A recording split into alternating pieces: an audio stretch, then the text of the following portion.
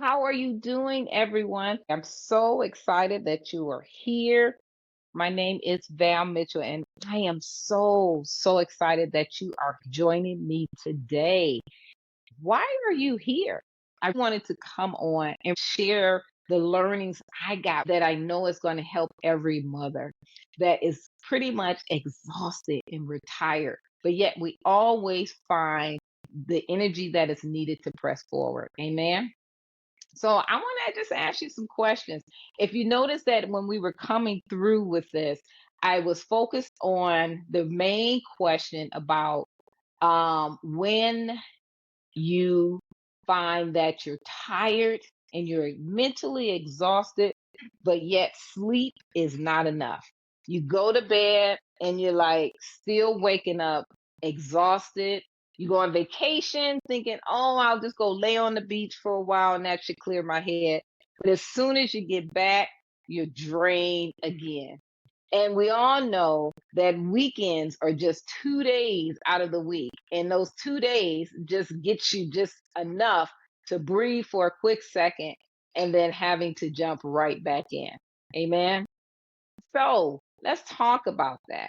Let's talk about why do we feel that if there were only enough hours in the day, or man, if I can just get more sleep, I would be refreshed, renewed, and I won't be so exhausted. Well, if you're like me, I had to learn the hard way that none of those things never helped. I always still woke up the next morning just drained and tired and exhausted. But I learned something valuable. I learned that it wasn't the fact that there wasn't enough hours in a day. I learned that even though I went to sleep, I woke up and my mind was still spinning, so I still woke up exhausted as much as I did when I went down.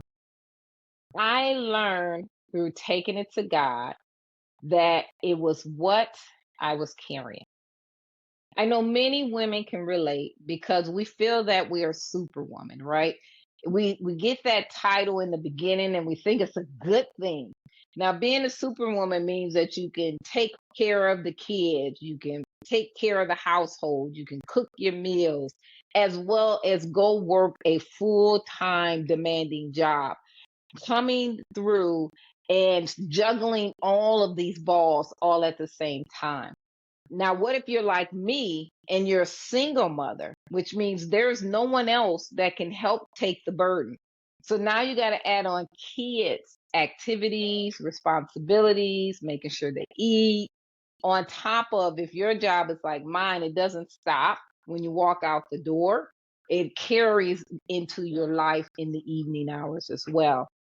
And then what if you're deep in your ministry? We love God, we love Christ, so we join up to be volunteers for many activities, and those have demand well. And you start off strong. You start and say, okay, I got a calendar. I'm going to prioritize. I'm going to do Monday and Tuesday, focus on my corporate world. Wednesday and Thursday, focus on ministry. And then somehow slip kid activities. And oh, by the way, got to clean the house. And oh, Lord, they need to eat dinner all the time. And you forget about self help and self maintenance and making sure yourself mentally is taken care of. We start off strong thinking we got it. But the problem is it gets heavier and heavier to eventually you're going to snap. I saw something when I was doing some studying on this, and it really just related. It illustrated to what it's like. Now, my friends know me. I love big purses. I love big purses because you can put anything in them. I think I got it way back in the day when I used to go to a lot of baby showers, and you play the baby games, and they say if anybody got a bobby pin, if anybody got a white, if anybody got this in their bag, you get a prize. So from that, I know it's crazy, right? I just started carrying everything in my bag. I had, you name it, I got it because I got always out, always driving, always running around. I got kids that I'm dealing with. So if they need a snack, if they have a runny nose, if they have a headache, whatever it is, you can always find it in my bag. But the problem with the big bags, which I learned later in life, is they weigh on you. You get those indentations in your shoulder, and you're trying to carry that big old heavy purse all around. And it to the point where the straps start getting thin and thin, where they end up popping because the purse was not designed to carry all that stuff, right? Well, look at it now in terms of the weight that you're carrying, that you are actually putting on over and over in your shoulders.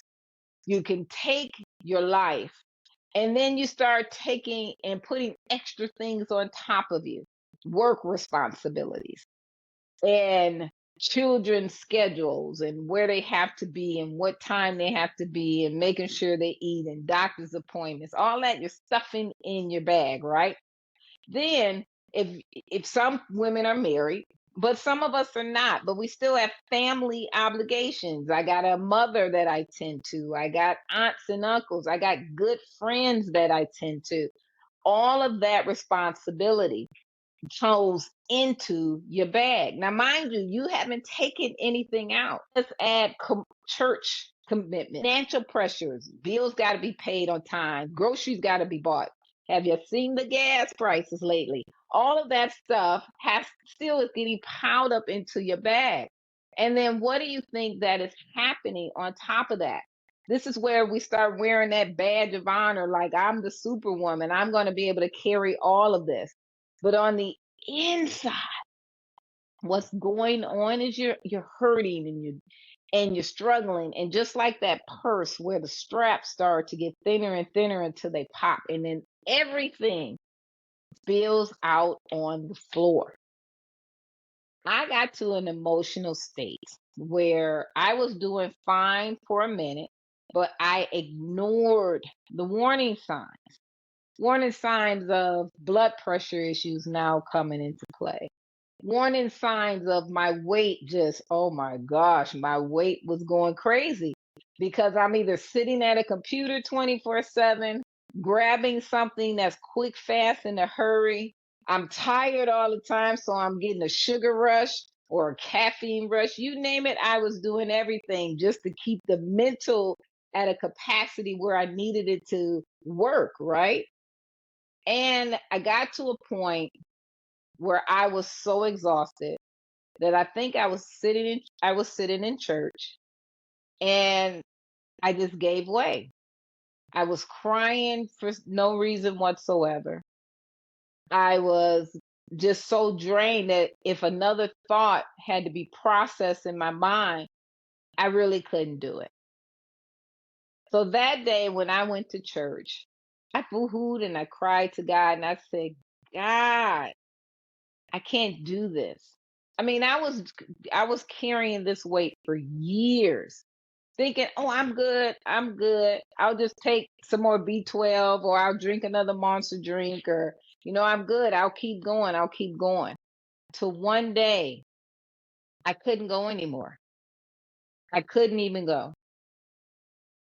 So when I was in church and I'm an altar girl, so I went to the altar and I cried, "God, either take it away or God, give me more hours in a day. God, refresh me when I'm asleep so I can actually wake up and not be still mentally exhausted." I asked him to do everything but what he was supposed to be doing.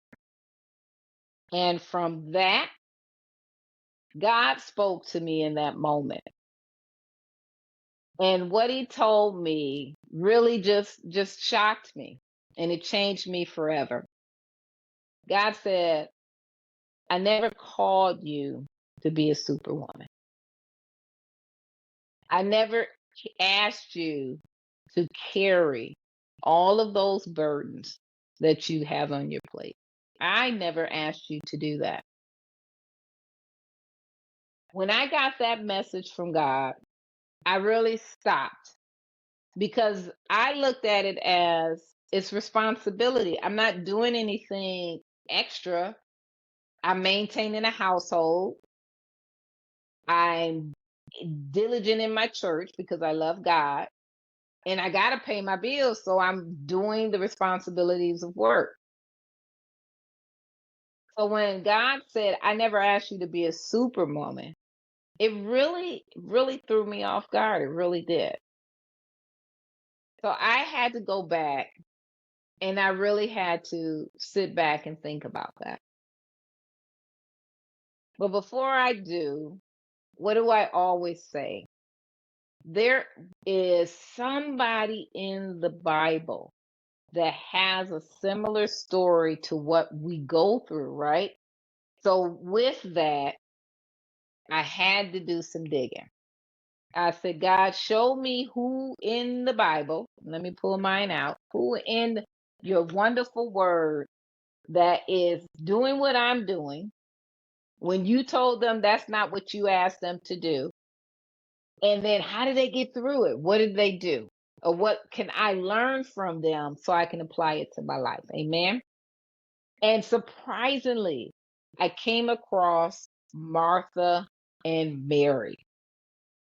If you don't know that story, it's found in, I'm going to read it from Luke 10, and we're going to start with verse 38. And I have the NIV version where it talks about Jesus visits Mary and Martha. So let me read it real quick. It's pretty quick. So as Jesus and his disciples were on their way, he came to a village where a woman named Martha opened her home to him. She had a sister called Mary who sat at the Lord's feet, listening to what he said. But Martha was distracted by all the preparations that had to be made. She came to him and asked, Lord, don't you care that my sister has left me to do all the work by myself? Tell her to help me. Verse 41, Jesus replied, Martha, Martha. The Lord answered, you are worried and upset about many things, but few things are needed, or indeed only one. Mary has chosen what is better, and it will not be taken away from her. I really, really, really had to think about that. So we know the story of Mary and Martha. That story alone in Luke 10 is very, very famous, where Mary was the one that loved to be the hostess, and you can tell she must have took a lot of pride to make sure everything was right for her guests. She's probably in there cooking, she had to clean, she had to prepare the table, and she ain't just prepare the table, she probably wanted to make sure it looked a certain way, counted the number of plates, probably checking to make sure the back room is good, doing all of these things because she's being hospitable to her guests. Now, there's nothing wrong with that. And then her sister Mary, when Jesus was in the room, she instantly focused all her attention on God. So, what Jesus came to show me, which I want to talk about with you, coming from that story about Mary and Martha. So, Martha was serving, Martha was helping. And so she wasn't doing good things and she wasn't doing bad things. But the one thing we know about Martha was that she was carrying too much. She had too much on her plate that drew her attention away from Jesus. Jesus even told her, Martha, your issue is you're worried and upset about many things, but only a few things are needed. And out of that few, there's only one. What was the one thing that Jesus was trying to tell Martha when she came to him and said, I'm stressed, I'm tired, my helper, my sister ain't even caring to come over here to help me, and she see this workload over here. Jesus said, you are focused on the wrong thing. I had to sit back and think about myself. And I really had to sit and look, okay, God, I got all these responsibilities. I'm feeling like Martha. I got people in my home. They got to eat. They need a clean place to stay. There might even be simple little things that's going on. I got to make sure my guests are taken care of, God. What is it I'm supposed to be doing? What it was the instruction that he gave her. He told her the same thing to look at your sister. Look at Mary. What is Mary doing? And that you should be doing the same thing that she's doing. Amen. Amen. So when I went back to God and I said, okay, God, I said, what is it that I'm carrying? What am I doing? Because, yes, I'm worried about all of this because I don't want any ball to drop. God gave me specific instructions. He told me, okay, I want you to take every priority that's on your plate, things that you even caring about that's bothering you, that you're worried about. I want you to write it all down. So I went and did that. I wrote down, okay, at my job, I got 2 projects that are due on Friday. I got my manager that's on my tail about getting these assignments done. So I went and wrote down everything that's going on at work. And mind you, that was a long list. Then I looked at, okay, gotta take the kids to the basketball game on Tuesday. Got to run this responsibility. And I wrote down everything. I call myself the unpaid Uber driver, had to do with my kids. Then I went to, okay, the church wants Bible study on Tuesday. They want me to take the notes. I got to be there at 7. Okay, then I got this responsibility. We've got outreach going on at 3 o'clock. Got to make sure we got enough T-shirts. So I wrote all of that down. So after I finished, that was a long. I'm like, yeah, Jesus, do you see this list? And then after I did that, he came to me and he said, "What's missing off of your list? What's on there that you didn't show?" And I'm looking, I'm like, oh yeah, Jesus, I probably missed a priority. I probably missed some. So I'm going through my list and I'm looking like, okay, there's my work, there's the kids, there is the church activity, there's my family. God, I don't see anything. What did I miss? Because it is a lot. What did I miss? And he asked me, he said, I don't see on your list where you're actually enjoying some quality time with your son, where you're just focused on him and just enjoying him. I was like, oh, yeah, that's not on my list. And then he said, I don't see here on there where you just took a day just to get some rest and not even pick up anything to, get a good 8 hours sleep for once. So I don't see that on your list either. And I was like, oh, see that either. And then he said, well, I don't see you making dinner for your family where you're sitting down all at the table and just fellowshipping and, hearing laughs and stories and hearing how their day was and spending quality time with them. I said, oh, no, that ain't on there either.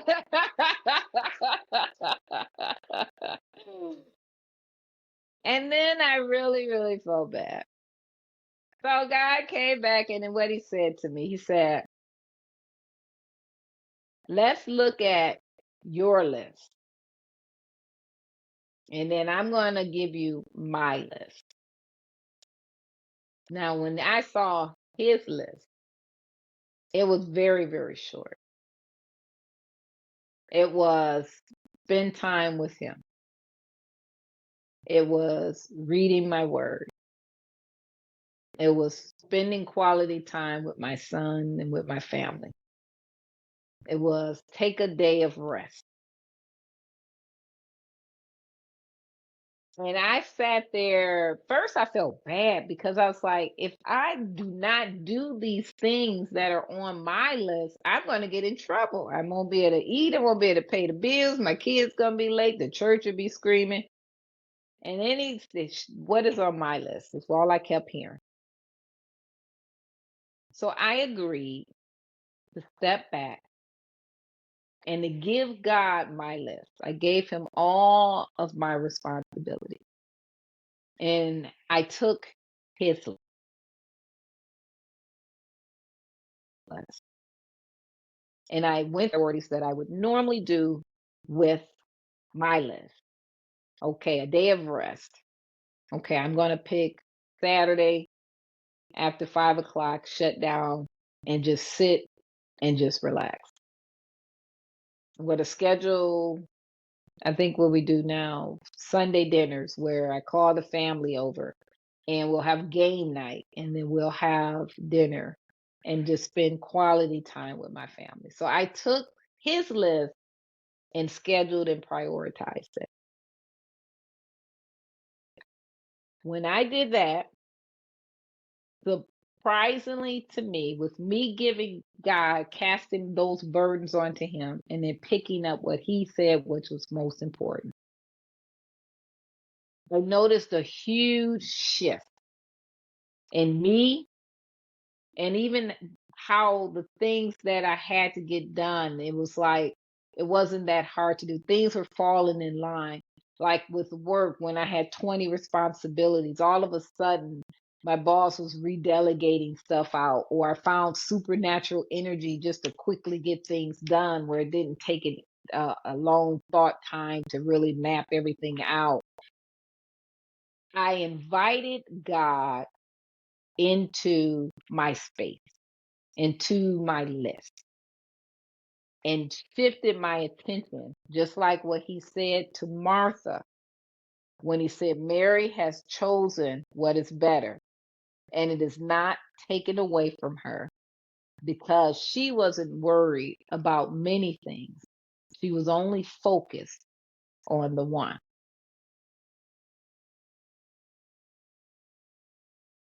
I hope this message resonates. I hope that it allows you to really think about, what are you carrying? What huge stack of responsibilities that you alone are holding on to? That purse I talked about. Is it so much stuff that you got stuffed in there that the straps are about to break? I'm going to leave you with a homework assignment. I want you to do just like what God told me to do. Take out a piece of paper and write down all of your responsibilities, things that you're worried about, things that need to get done. Things, even if it's financial burden. I got this bill that's due on Friday and I'm really trying to figure out how it's going to get paid. Write it down. And then what I want you to do with that list, and if it was like mine, it probably got a couple pages. It was a thick list. I want you to go sit with God. I want you to take that paper, go into, I keep harping on prayer closets, a space designated for you and Him, uninterrupted, where you can sit with Him and say, God, this is my list. This is the things that are on my plate. These are all the things I have to get done that's worrying me. And then I want you to be in that space until you hear God show you what is His list and what should you be working on and what should you give to Him and allow Him. Say that famous word saying, this battle is not yours, it belongs to the Lord. Some things we got on our plate we shouldn't even do. Just like God, I never called you to be a superwoman. I never asked you to take on all of this stuff. Just like Martha. He said, Martha, you're worried and you're upset about many things, but only a few are needed. What is that few things that God is going to share with you that this is all I want you to work on? And all this other stuff, give it to me. And I'm going to help you out with it. I challenge you to do that this week. Join me here. We're going to have a brand new topic we're talking about. I can't wait to see you there. All right. Thanks for joining.